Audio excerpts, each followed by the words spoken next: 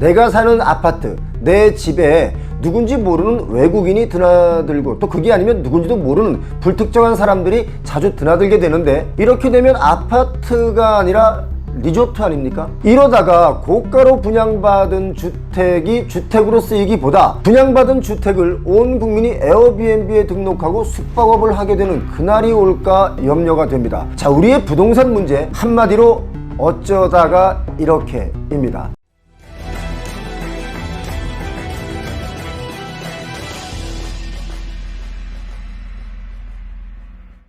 요즘에 이런 분들 많이 계시죠? 우리 아파트에 처음 보는 사람들이 날마다 와서 이상하다, 새 아파트를 에어비앤비로 영업하고 있을 줄은 상상도 못했다, 이런 하소연을 하시는 분들이 점점 늘어나고 있습니다. 왜 이런 일들이 벌어지고 있을까요? 서초구의 어느 한 아파트에서는요, 낯선 20대 청년들이 수시로 드나드는 것을 보고 이상하다 싶은 주민들이 자세히 살펴보니까 하루에 60만 원을 받고요, 고액 숙박시설로 에어비앤비에 등록된 것으로 확인이 됐습니다. 입주민 동의 없이 에어비앤비, 공유 숙박 플랫폼의 불법 영업을 한 가구에 대해서 어떤 처분을 내릴지 논의하기 위해서 아파트 주민들이 막 긴급 회의를 하고 난리가 났습니다. 여러분 중에 혹시 이런 생각을 해보신 분들이 계실 텐데요. 원래 오피스텔, 아파트와 같은 곳은 숙박 업소 용도로 사용할 수가 없습니다. 도심에서요, 주거시설을 숙박 용도로 영리활동을 이용하기 위해서는 여러가지 절차가 필요한데요. 먼저 이웃 주민들의 동의를 얻은 후에 지자체로부터 외국인 관광 도시 민박업 허가를 받아야 합니다. 그런데 요즘에 화제가 되고 있는 것은 이런 집들이 정식 도시 민박업 등록 없이 불법 영업을 하다가 이웃들에게 들통이 난 겁니다. 워낙 사람들이 왔다 갔다 시끄러우니까 들통이 날 수밖에 없겠죠. 그런데 이분들은 왜 이랬을까요? 전세 물량이 막 쏟아지면서 세입자를 구하기가 어려워졌죠. 특히 강남구가 그렇습니다. 빈집으로 계속 세입자를 기다리고 있느니 단기 수익을 좀 걷어서 은행 돈 빌려서 집 살 때 그 이자라도 좀 내보면 어떨까, 그런 생각에 이런 행동들을 하고 있습니다. 전세 가격이 지난해 말부터 아주 급락을 하고 있고 새 아파트 세입자 구하기도 정말 요즘 어려워졌습니다. 그래서 에어비앤비를 통해서 단기 수익을 올리려는 집주인들이 하나 둘 늘어나고 있는 게 사실이고 현실입니다. 요즘 강남권에는요, 공유형 숙박시설로 등록된 아파트는 수십 채에 이르는 것으로 확인이 됐는데, 뭐 소형 아파트부터 정말 최고급 펜트하우스까지 다양하게 등록이 되어 있습니다. 펜트하우스를 사서 숙박업을 한다. 여기가 무슨 저 아파트지 호텔입니까? 예? 자, 서울 송파구의 롯데 시그널 레지던스, 여러분 잘 아시죠? 비싸지 않습니까? 이것도 에어비앤비에 등록되어 있었는데요. 주말 하루 숙박 비용이 청소비와 수수료를 포함해서 총 3,000달러. 놀라지 마십시오. 우리 돈으로 370만 원입니다. 하루에 370만 원. 참 답답합니다. 자, 인근 부동산에 나와 있는 시그널 월세 매물을 저희가 체크를 했는데요. 보증금 2억 원에 보통 월세가 한 1,800만 원 정도 하는데요. 단순하게 계산하면 한 달에 5번만 숙박객을 받아도 월세만큼 수익을 거둘 수 있으니까 이런 영업을 하는 것 같습니다. 자, 여기뿐만이 아닙니다. 중요한 건 일반 아파트에도 이런 영업을 하는 곳이 늘어나고 있다는 겁니다. 실제로 어느 아파트 주민은 에어비앤비 코리아에 이런 글을 올린 적이 있죠. 현재 제가 살고 있는 아파트에는 에어비앤비를 동의하지 않고 있습니다. 그러나 에어비앤비 사이트에는 저희 아파트가 버젓이 등록되어 있으며 주말이면 외국인들이 커리어를 끌고 두리번거리면서 아파트를 들락거립니다. 에어비앤비 코리아는 호스트 등록할 때 호스트가 등록하려는 숙소가 허가가 된 숙소인지 확인하는 과정이 있는지 궁금합니다. 수수료를 받으면서 서비스를 제공하면서 법적으로 문제가 있는 숙소를 등록시키도록 놔두는 것은 잘못된 것이라고 생각됩니다. 문의드리는 내용을 확인 후 답변 바랍니다. 이렇게 글을 올렸는데요. 답변이 이렇게 왔습니다. 안녕하세요. 에어비앤비 고객지원팀입니다. 에어비앤비 서비스 약관에 동의하고 숙소를 활성화하는 것은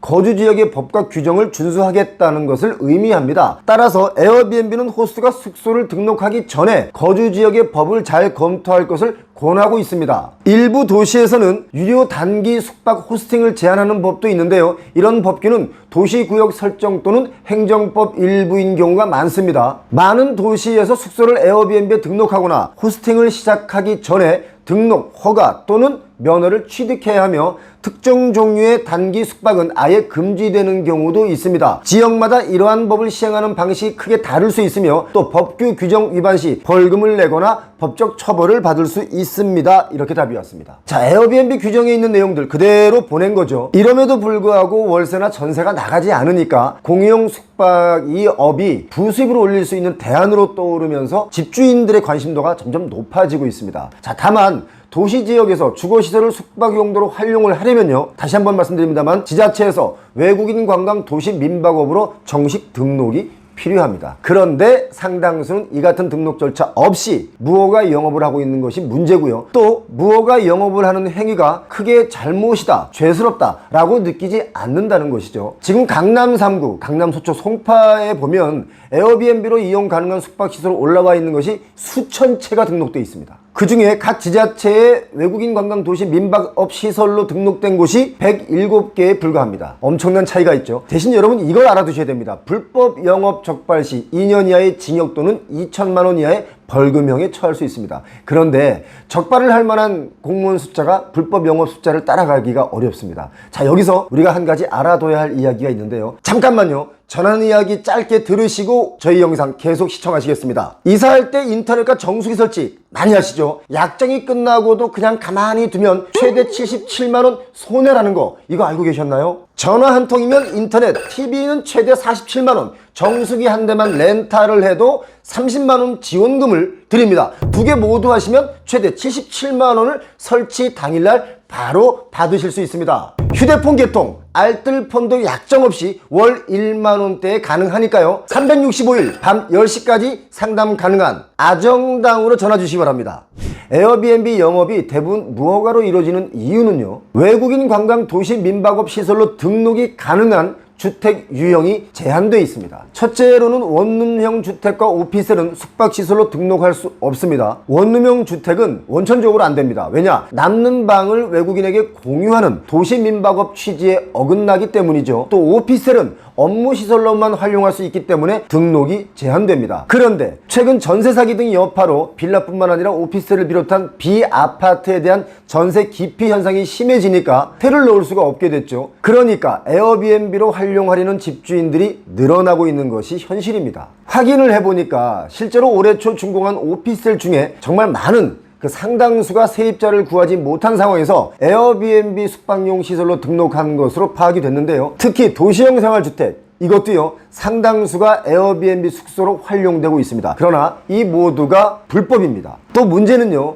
외국인을 받는 게 아니라 우리나라 사람들까지 고객으로 받는 거 이것도 문제입니다. 현행법 체계에서는요, 외국인만 고객으로 받을 수 있지만 외국인 관광객이 많이 줄어들었기 때문에 외국인 수요만으로는 수익성을 만들어내기 어렵기 때문에 이런 현상이 일어난다 이렇게 보여지는데요. 해외에서는 외국인만 받아야 한다는 규제가 없습니다. 자, 문제는 사실 그렇습니다. 내가 사는 아파트, 내 집에 누군지 모르는 외국인이 드나들고 또 그게 아니면 누군지도 모르는 불특정한 사람들이 자주 드나들게 되는데, 이렇게 되면 아파트가 아니라 리조트 아닙니까? 이러다가 고가로 분양받은 주택이 주택으로 쓰이기보다 분양받은 주택을 온 국민이 에어비앤비에 등록하고 숙박업을 하게 되는 그날이 올까 염려가 됩니다. 자, 우리의 부동산 문제 한마디로 어쩌다가 이렇게입니다. 제가 생각할 때 이 문제는요, 정작 에어비앤비로 써야 할 그 주택은 쓸모가 없고 우리가 주거용으로 쓰는 주택은 쓸데없이 가격만 비싸고 공급이 많다 보니 쓸데없이 이렇게 에어비앤비로 쓰여진다 이런 생각이 듭니다. 또 한편으로는